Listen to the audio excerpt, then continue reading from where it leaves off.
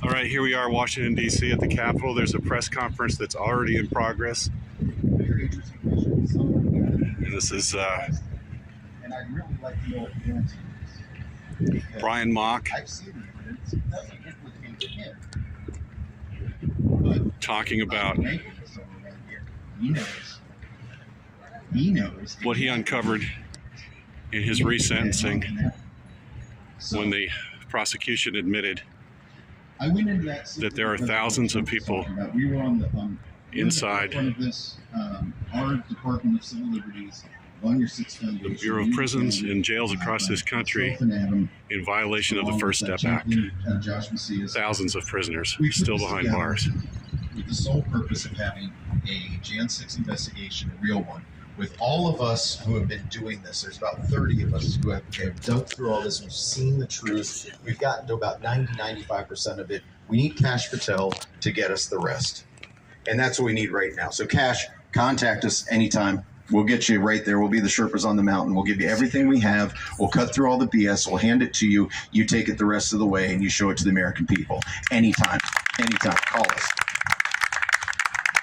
President Trump, any of that information you want to see, call us. But I make another call out to you, President Trump. Here's where we're at.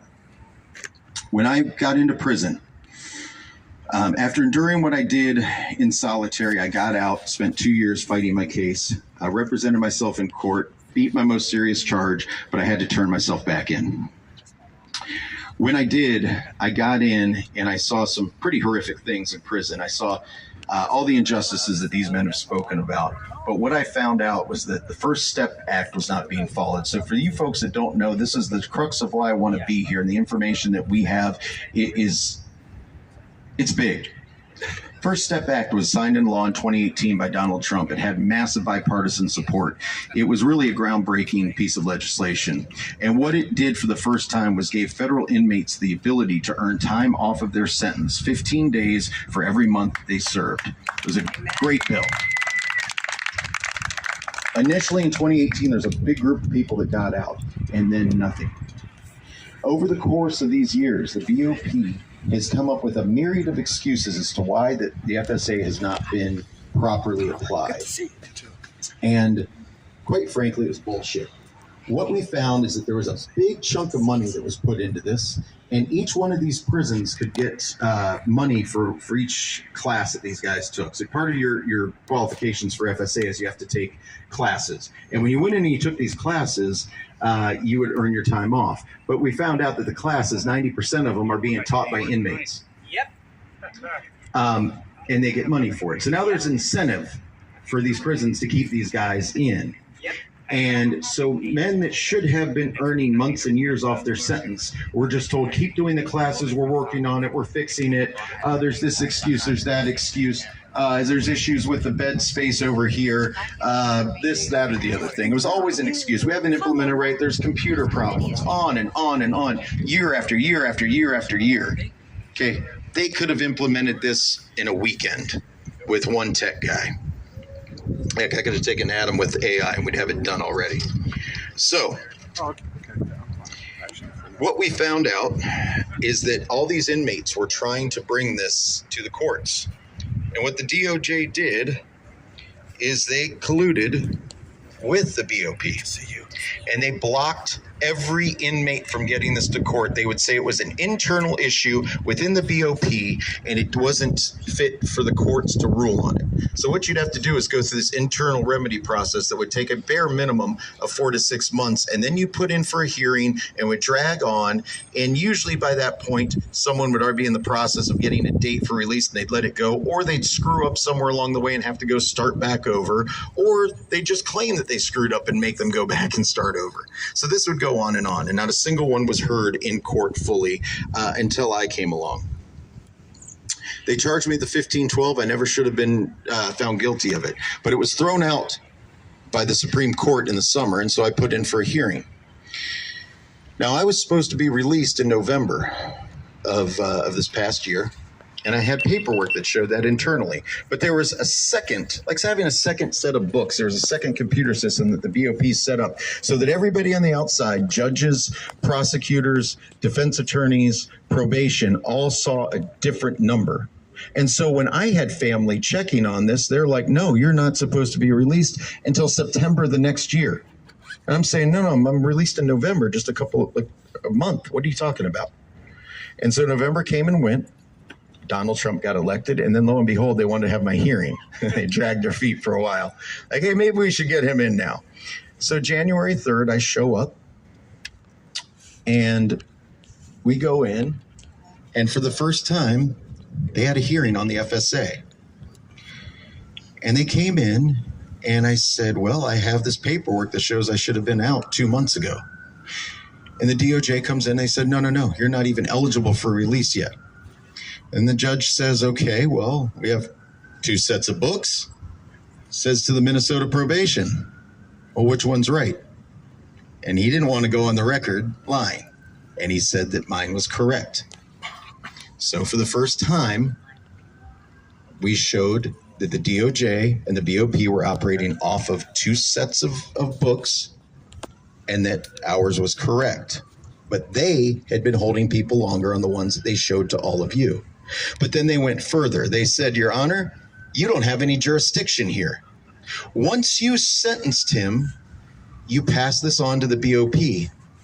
And you can't come in here rule on this, because what Mr. Mock did is he came in here on a 1512 hearing and he argued the FSA.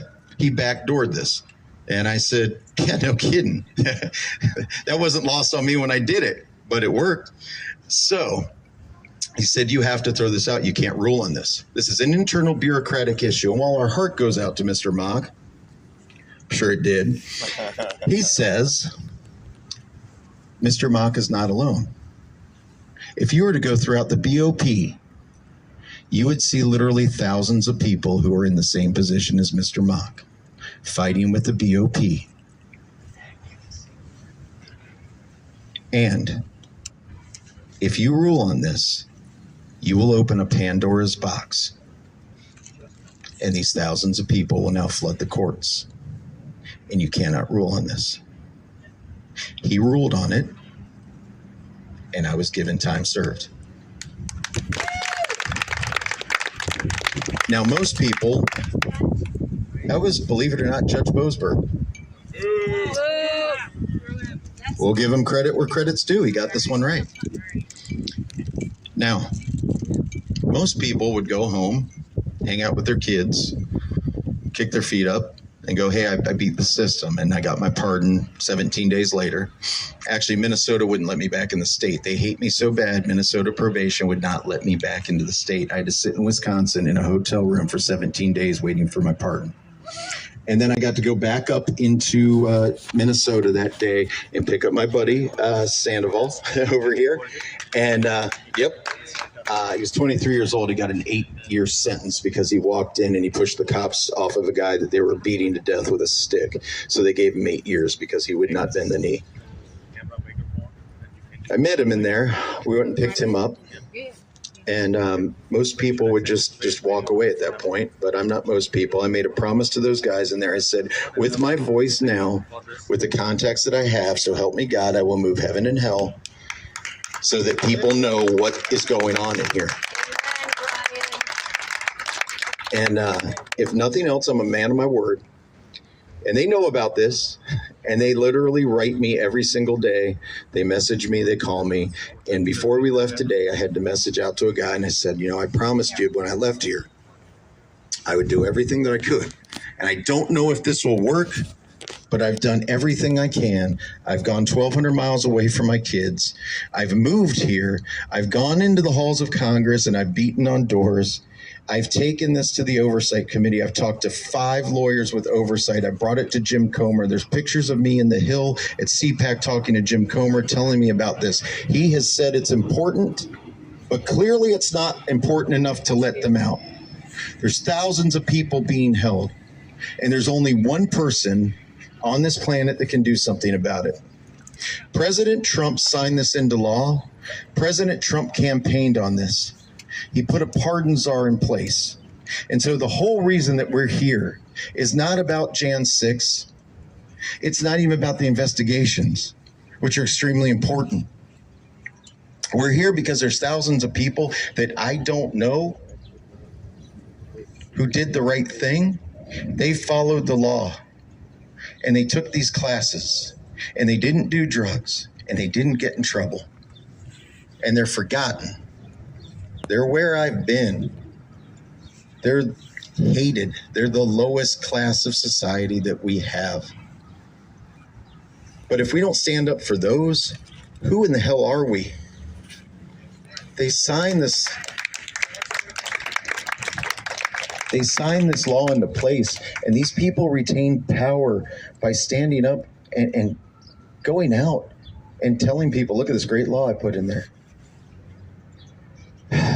They campaigned on this. Trump campaigned on this. And it was a great law in theory. And so President Trump, what we're calling on right now, and I hope that all of you follow up on this, I hope you all ask this question of Donald Trump. Here's what we're calling to now. We're calling for commutations of all prisoners, all federal prisoners who have served at least 50% of their sentence who are FSA eligible. Set them free right now. Not tomorrow, not after an investigation, not after they sit there and figure out how to do the freaking computer system, right now. Because I know what every day is like being in there when you have no hope. This is the last one that they're clinging to. This is their last bit of hope right here. And you all are a part of that. And that means something. The fact that you all are gathered here for people you don't know, that's important. We're calling for a full investigation into the implementation, the fraud, the cover-up of the FSA by the BOP and the DOJ. We're calling for a full audit of all FSA funds since its inception. I've been in contact with Elon's lawyers. They have gotten this. They know this has happened. So Elon, please get Doge on this. Yes. We need a congressional panel to come in and define specifically how the FSA is to be implemented by the BOP. They cannot be left to their own devices to interpret this. They cannot. They've proven that. We need civilian oversight. We need creation of a civilian oversight panel to come in within the BOP and over the BOP that is funded outside of the BOP to be in there and watch them, because again, they cannot be adults enough to do the right thing. Okay.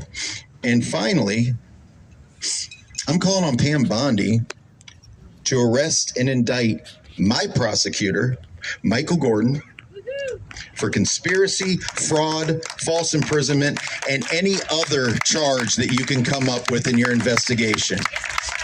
And by the way, he happened to be the guy that wrote the plea deal for Ray Epps. So I've got some other questions you can ask him. Now, we're going to wrap up here. I want to thank everybody that came out here to support us. You guys are amazing. I appreciate it. Leon, thank you for being out here. Joe, thanks for flying in on this. Where's Elio? Hiding around here somewhere. Thank you, sir, for doing what you do. This is exactly the kind of person that we want in this country. I'd like to thank Code Pink. He's hiding around here. As we're going through Congress, I guess politics makes strange bedfellows, indeed. We meet Code Pink and Medea, the founder of Code Pink, in Marjorie Taylor Greene's office. And she had never heard about our story with January 6th. And we actually knew quite a bit about Code Pink because we had cited, as I defended myself and Brandon Fellows did, who was with me at the time, we had actually cited them in our cases, in our hearings, because they had obstructed an official proceeding. They knew they were obstructing an official proceeding. They intended to obstruct an official proceeding, and they all got $50 tickets. The one gentleman who had a BS assault charge was arrested, and he was given 6 hours time served. Meanwhile, our similar ones we did years and decades for. So, and we weren't there to obstruct anything. So we got to meet them, and we talked, and we went, hey, you know what? We have a lot more in common than we think. And what's awesome right now is people were freaked out when I said, you're going to have Code Pink there? That doesn't make any sense. How could you possibly have Code Pink? They're over on the left. I said, no, this doesn't have anything to do with left or right. This is a humanitarian issue. Amen. And what's absolutely amazing is we're doing exactly what they don't want us to do. We're bringing people together. That's right. Because what divides us is far less than what unifies us. Our humanity is what unifies us. And if you hate what I stand for, that's fine. I might hate what you stand for, but I absolutely can stand up for your right to stand up and say it. And you should never get attacked for that. You should never get persecuted for that. You should never have these people weaponize the court system and the FBI and every other apparatus that they can against you for that. That's beyond disgusting, and that's nothing that we stand for. So we're here now. We're not going to ask for these things. We're going to start making demands. And so I am going to announce that I am filing a class action suit against the BOP and the DOJ. I would love to have it out already, but it's taking longer than it's got to be good. Let's be honest. So that's being filed. We are going to go ahead and Adam's going to release a section of the transcript that's going to go on our website, civlib.org. That's going to be released soon. That will show exactly what I told you, exactly what implicates Michael Gordon, who should be arrested immediately for what he said in court. And if he isn't arrested, the question to all of you in the media should be to Pam Bondi, why the hell not? So Mike, I hope you have a good weekend, buddy. Remember that time you did the thing? Yeah. So,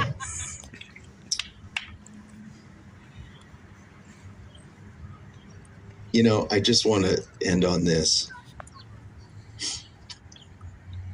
We sat down the other day at Butterworth's about 3 weeks ago, and Corinne was there, and some liberals wanted to sit down and talk to us. One had worked in the Biden administration, and one worked for congressman. They had never met a Jan Sixer before. And they sat down and it was interesting. Let's just say that. They had this narrative in mind as though we were supposed to apologize to them. Absolutely not. If we were supposed to explain ourselves and change their minds. And we never got there. We're not going to change their minds. And so what we did, though, is we found out that they believed that we somehow damaged this country irreparably. That's the thought process, was that there was something that changed because there was no longer peaceful transfer of power. That's what they believe, is somehow we. But what I see through this is that it's stronger. See, what's happening right now is we're resetting the government. That's happening in real time. And throughout history, to reset that would take the fall of the government. It would take bloodshed. It would take war. But see, our forefathers put a system in place where if we just follow it, we just do what they said, and we follow the laws, it rights itself. We have to be strong enough to do that. So what they saw as being weakened, I see as being strengthened, because where else in the world can I sit in a prison cell? Where else can I right down the street be tortured? Where else can I have everything ripped away from me, but still come back and unite with strangers and come out here and talk openly and freely about uniting, about bringing ourselves together and standing up for those very people who are getting persecuted and the ones that still are. There's nowhere else that you get to do that. How beautiful is a country? How beautiful are we? How great is that? That is truly freedom. So no, we're not broken. We're not diminished. We're greater than ever. We have greater hope. We are living in a better day. And so all we ask, President Trump, Congress, follow the laws that you set out. That's it. Follow the laws that you have put in place. And we are great. And thank you for your leadership. Thank you. Thank you for all you've given me personally and to this country. And I'm here to tell you that I'm here to serve. I will give back in any way I can. And right here is the first part of that. This is the evolution of Jan 6 activism post-pardon. Amen. Civil rights and humanitarian issues are what we're here about. That's our organization. That's our mandate. So I'm here to stand up for prisoners. I hope you demand their release. I hope you demand an investigation into January 6th. I hope you demand that Eliel's case is heard and that he becomes a citizen of this great country. Thank you all. If there are any questions, I'll take them quick. Otherwise, we'll get wrapped up and we'll take off from here. Yes, Corinne. What you got? Can you hear me? Okay, so right now we have 14 January 6th political prisoners, starting with Stuart Rhodes, the founder of the Oath Keepers, who are commuted but not pardoned. We have about 10 J6 hostages still in prisons throughout America because of the activist judges that are very, very liberal. Starting with Elias Kostianos from West Virginia, who has a judge in Maryland that's blocking his release. How are you going to help the people that are still needing pardons and people who need to get out of prison? Tell us about the First Step Act and how that will really relate to what they're going through right now. I would like to say something. Is that how we can help? Is how can we help? Yep. All of us. It's all of us. Thank you. Yes. Ain't she awesome? Yes. So no, thank you for that, because that is an important issue. Obviously, there were charges that have been brought against other guys that stemmed from the Jan 6 investigations. Those need to go through the courts. Those need to be heard. However, based on those pardons, those people should be released pre-trial to have those heard. One of the things that I've learned through all of this is that the system uses pre-trial detention to pressure and coerce people into pleading out to charges that they wouldn't otherwise do. There's a myriad of examples. They've run the numbers. People are more likely to plead guilty to a crime if they're held pre-trial, and they're more likely to get higher charges, do longer sentences when they do so than people that are released. So it is all a mechanism by the DOJ to try to force people into a plea deal.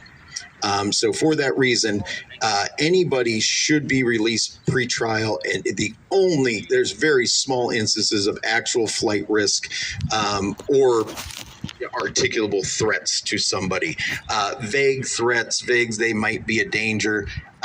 99% of the time it's BS. So no, they should be free to be able to go through and deal with these charges. Let those come through. They've got to work their way through the system, and the arguments can be made by the lawyers to that. I can't speak to the individual charges because I, quite frankly, don't know them all. And I'm not a lawyer, though I play one from time to time. Anybody else have anything?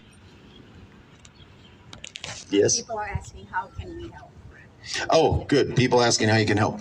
I'm going to put a follow-up on our website tonight. Adam will put a follow-up on our website tonight of a call to action. We're asking folks to reach out, make phone calls to the White House, phone calls to Jim Comer's office, and phone calls to the Oversight Committee, demanding the commutation of these sentences, the things that we laid out. We're going to have these 6 points out there. We'll have a quick little blurb that you can say, just follow the script, quick little email showing people, showing the White House, showing Congress that people care, that we're not alone, that this is something that is important to you. So thank you so much for that, for sure.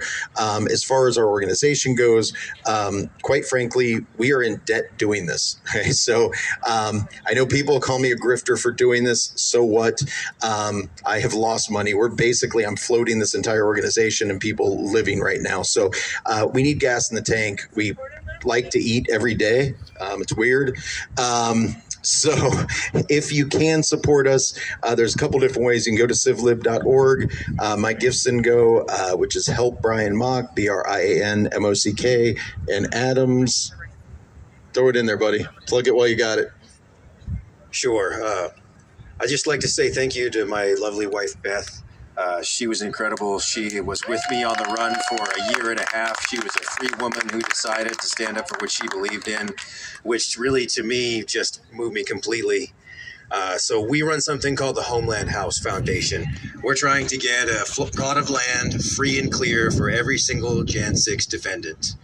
And we're going to teach them how to use tax liens and past due tax liens and quiet title filings to get themselves a free plot of land so that they can get their dignity and their homestead and they can get a return and a little bit of reparation.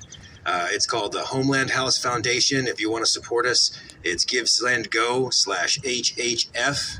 And we'll put every dollar of that to try and teach people how to reclaim land and to use it for their own purposes. Perfect. Good stuff. Yes, and then anybody else who wants to get involved with our organization, jump online. There's a whole bunch. There's a whole bunch we need. So you can go in there to volunteer. Reach out to us if there's anybody who's struggling. One of our mandates is to help homeless vets and Jan 6ers in need. We've got a facility down in Richmond. You can go check that out on our site or j6vets.org. All of that. It's amazing. There's so much I could talk about right now, but I want to wrap this up at this point. Get somewhere warm and probably have some food and drink. So if there's anything else, nope, perfect. And yes, love you, Rasha. Yes, so I want to send out one more thank you to Donald Trump, and thank you all for coming out here. I appreciate you all. Hey, here's to freedom, and God bless America.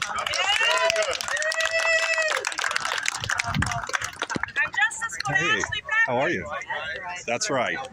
Always remember that.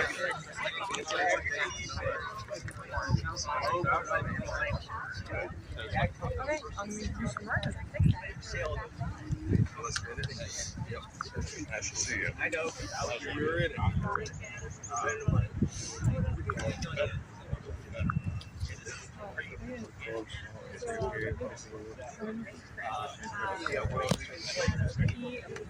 How you been? Good. When did you get up here? Last night. I was already coming into town to see my boys and just hand out. Good.